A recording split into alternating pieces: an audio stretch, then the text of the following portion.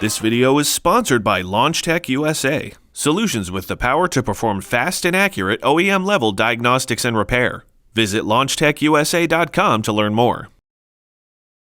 So, Donnie, with today's complex vehicles with multiple modules, is there any value for scanning a vehicle that comes in your shop no matter what type of service it's receiving? Well, I think there is, because you've got multiple things to consider. A lot of these vehicles have got lots of modules on them, and as we've seen, you can have codes that are in the system that are not turning lights on in the vehicle, that sometimes after service, then they'll decide now's a good time to pop up. Well, how do you tell the customer, oh, that was probably there before? If you've scanned it before and you've scanned it after, you've done two things. One, you've covered yourself for what happens later on, but you've also proven that you did the repair if you were trying to repair a code.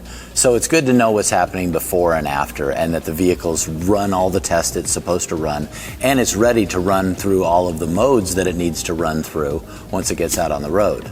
So even if it has something like TPMS, if the ID and the module for the TPMS system sees a ID missing, it'll clue you in right here on the scan tool. Right, and as we both know, many cars won't turn that light on until the right things have been set, and that could be days sometimes before you fall into that criteria and make that TPMS monitor actually test. As far as documenting, a lot of these tools now can actually send a report to your shop that you can share with your customer.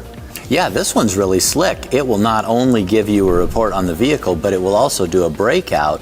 We can see all of the diagnostic trouble codes listed with their descriptions. So that can be really helpful in showing the customer, see, this was here before, but it doesn't necessarily mean it's going to cause the vehicle to run badly. And a lot of these will indicate problems not with that module specifically, but with other modules on the vehicle. Like let's say you have a CAN bus problem, and the vehicle, you might have ABS codes, you might have a BCM code, you might have an ECM code.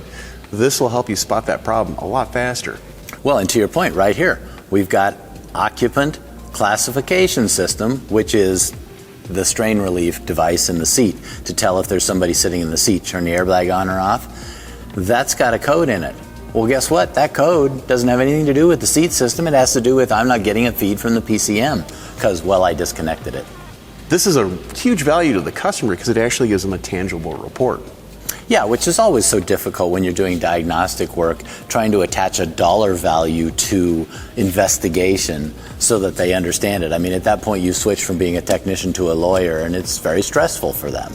Definitely, and if you could put that value for that $100 or $150 for diagnostic labor an hour, this gives it real value. I'm Andrew Markell. Donnie Cipher. Thank you very much.